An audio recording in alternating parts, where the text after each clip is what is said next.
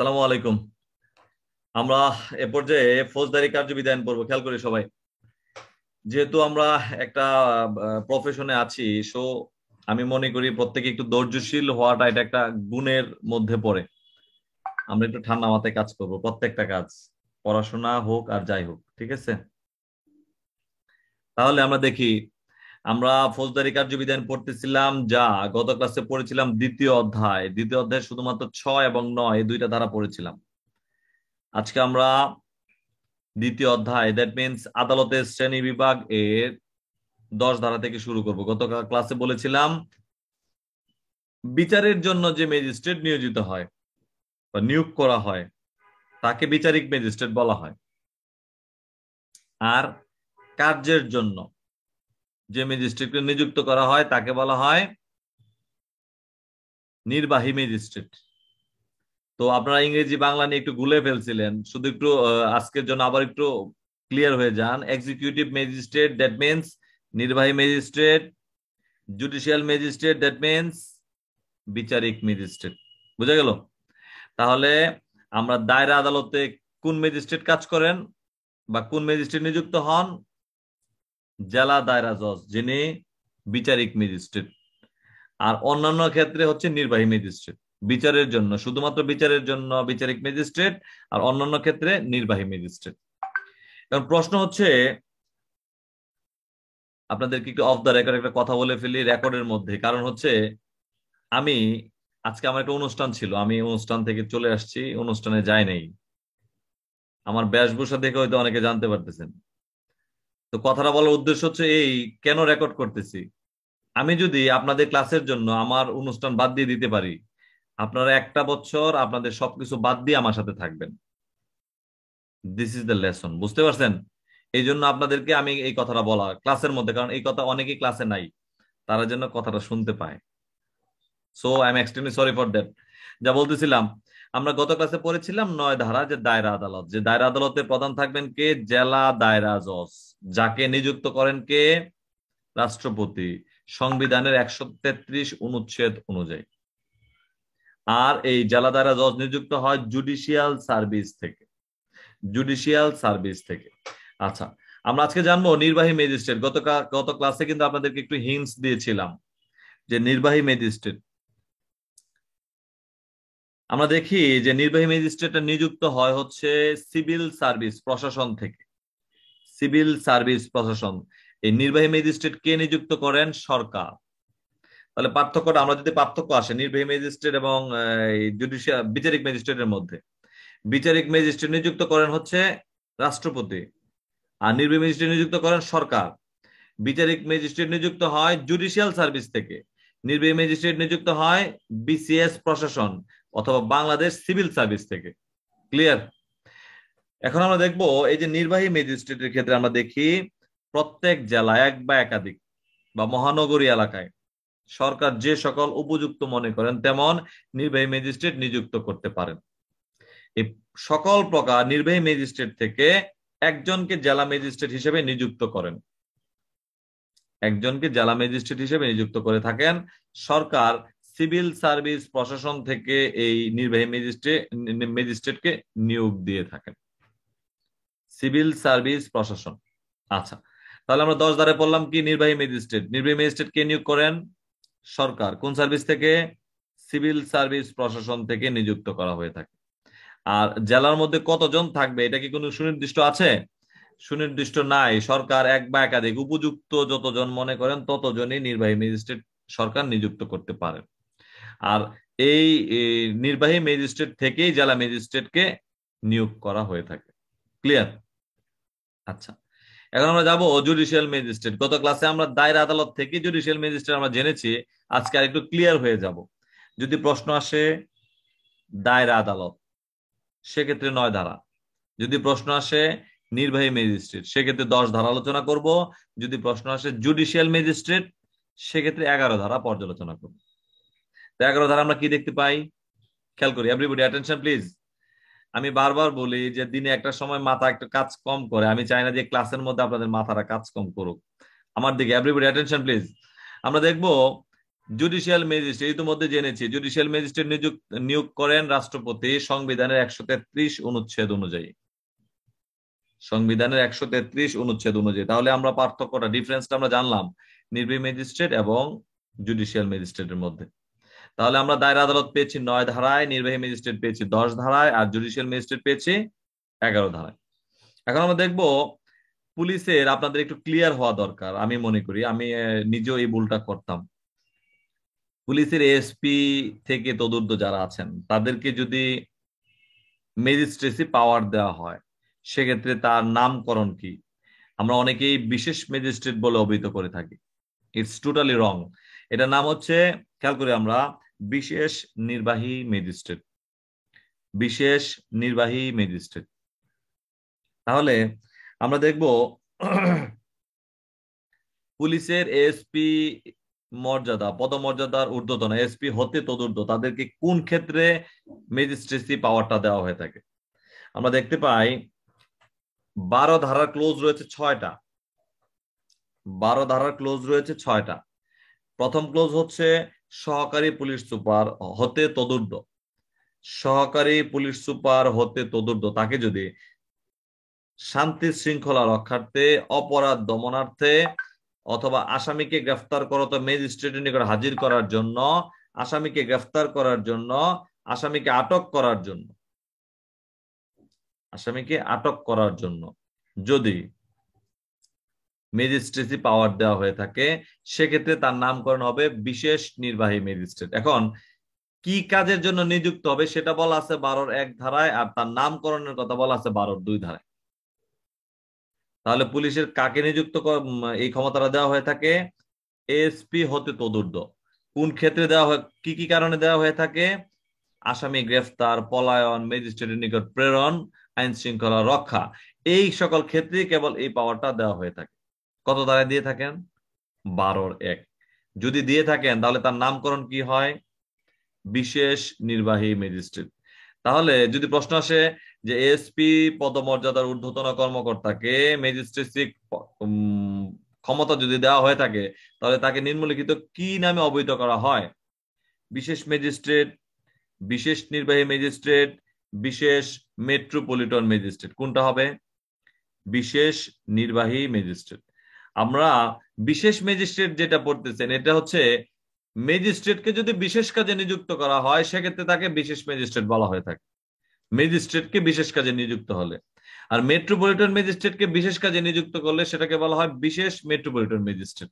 Clear? তাহলে পুলিশকে যে নিযুক্ত করলো, পুলিশকে বা এসপি পদমর্যাদা তদূর্ধ্বকে বিশেষ কাজে নিযুক্ত করলো, ম্যাজিস্ট্রেসি ক্ষমতা প্রদান করা হলো, সেক্ষেত্রে তার নাম হচ্ছে বিশেষ নির্বাহী ম্যাজিস্ট্রেট।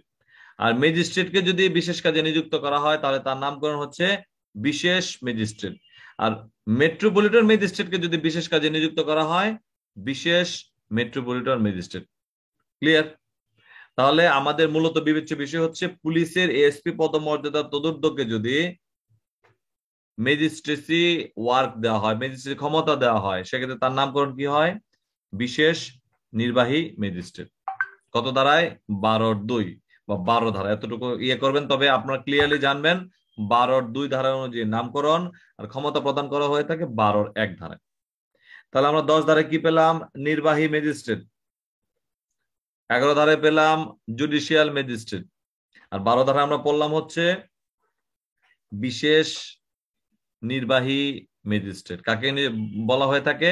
পুলিশের এসপি হতে তদূর্ধ্ব পদমর্যাদার কর্মকর্তাকে যদি আসামি গ্রেফতার, পলায়ন, আইন শৃঙ্খলা রক্ষা, আসামিকে ম্যাজিস্ট্রেটের নিকট প্রেরণ করার যে বিধিবিধান, সেটাকে আমরা দেখতে পাই 12-2 ধারায় বিশেষ নির্বাহী ম্যাজিস্ট্রেট বলে অভিহিত করা হয়। প্রশ্ন হচ্ছে, আমরা এতক্ষণ শুধু ম্যাজিস্ট্রেসি ভাগগুলো জানলাম, এখন আমরা জানবো 22 ধারায় চলে যাব। খেয়াল করি 22 এবং 25।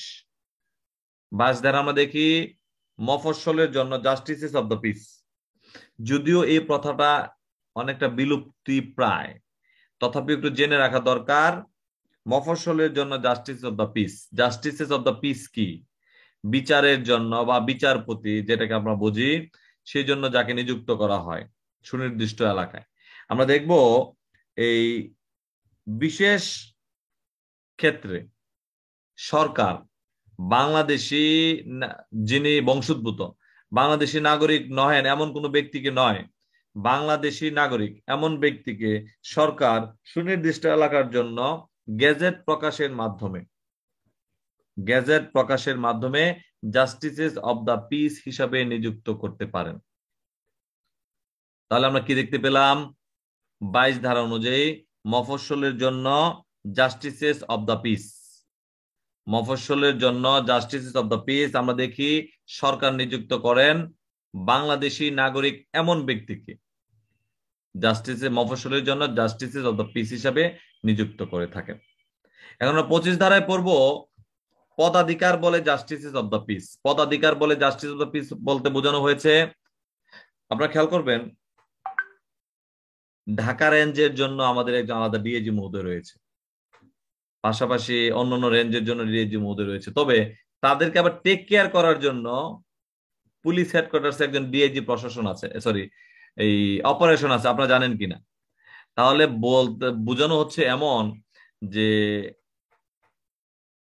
হাইকোর্ট বিভাগ, খেয়াল করে, কিন্তু হাইকোর্টটা হচ্ছে সুপ্রিম কোর্টের একটা অংশ, হাইকোর্টটা হচ্ছে সুপ্রিম কোর্টেরই একটা অংশ। আমরা দেখব সুপ্রিম কোর্টের যে বিচারপতিগণ রয়েছে তারা পদাধিকার বলে সমগ্র বাংলাদেশের জাস্টিসেস অব দ্য পিস অথবা দায়রা জজ, চিফ জুডিশিয়াল ম্যাজিস্ট্রেট, মেট্রোপলিটন ম্যাজিস্ট্রেটগণ পদাধিকার বলে নিজ নিজ এলাকার জাস্টিস অব দ্য পিস হিসেবে নিযুক্তি থাকবেন।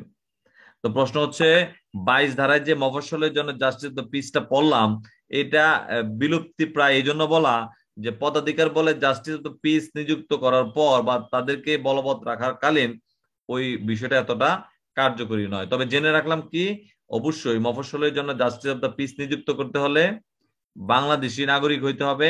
আর নিযুক্ত করবেন কে? সরকার। কিভাবে নিযুক্ত করবেন? বিশেষ বিজ্ঞপ্তির মাধ্যমে। কত ধারায়? 22 ধারায়। আর পদাধিকার বলে জাস্টিস অব দ্য পিস কাকে বলা হচ্ছে?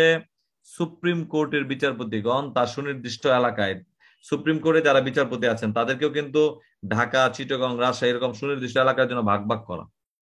তো তারা ওই এলাকায় জাস্টিস অব দ্য পিস হিসেবে নিযুক্ত হবেন। আবার জেলা দায়রা জজ, জেলার জন্য নিযুক্ত হবেন chief judicial magistrate, chief metropolitan magistrate, তারাও পদাধিকার বলে নিজ নিজ এলাকার জন্য জাস্টিসেস অব দ্য পিস হিসেবে নিযুক্ত হবেন।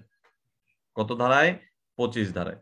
তাহলে আমরা 9 ধারায় পেলাম হচ্ছে দায়রা আদালত, 10 ধারায় জানলাম নির্বাহী ম্যাজিস্ট্রেট, 11 ধারায় জানলাম জুডিশিয়াল ম্যাজিস্ট্রেট, আর 12 ধারায় জানলাম পুলিশের এএসপি পদমর্যাদা তদন্ত কর্মকর্তাকে ম্যাজিস্ট্রেসি পাওয়ার দেওয়া হয়ে থাকে যার নাম হয় বিশেষ নির্বাহী ম্যাজিস্ট্রেট। আর 22 ধারায় জানলাম মফস্বলের জন্য জাস্টিস অব দ্য পিস, যেখানে সরকার নিযুক্ত করেন বাংলাদেশি নাগরিক হতে হবে।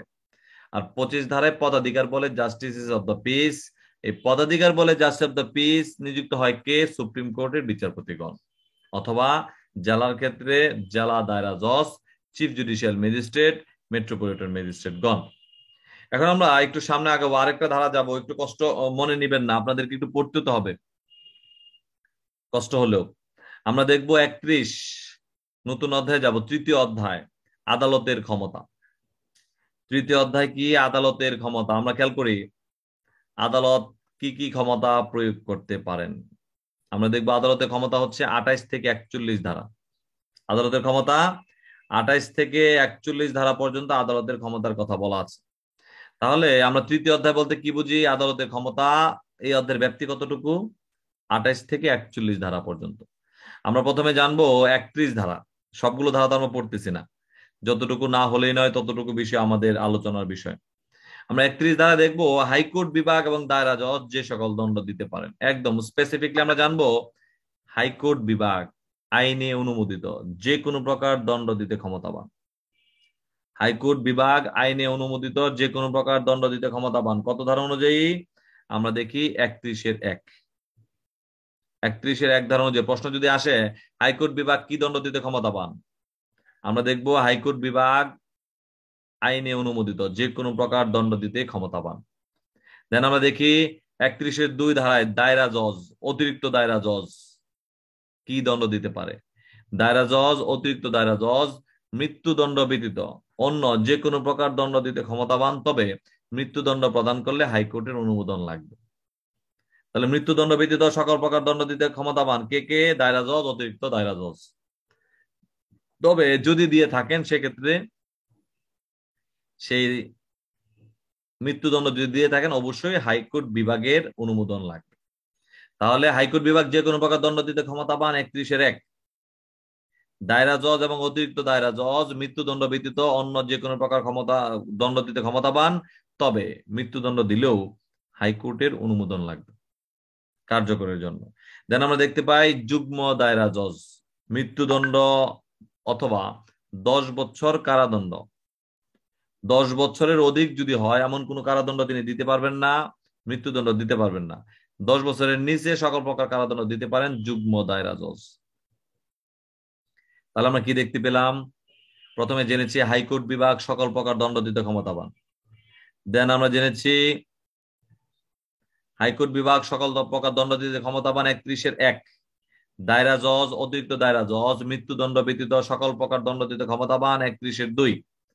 যুগ্ম দায়রা জজ মৃত্যুদণ্ড এবং 10 বছরের অধিক এমন কোন প্রকার দণ্ড ব্যতীত সকল দণ্ড দিতে ক্ষমতাবান 31-3।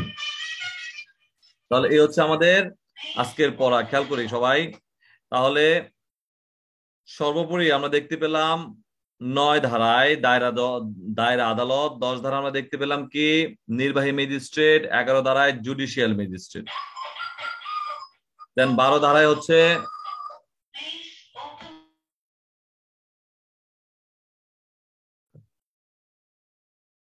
তাহলে আমরা যা জানলাম যে 9 ধারায় পেয়েছি দায়রা আদালত, দেন আমরা 10 ধারায় পেয়েছি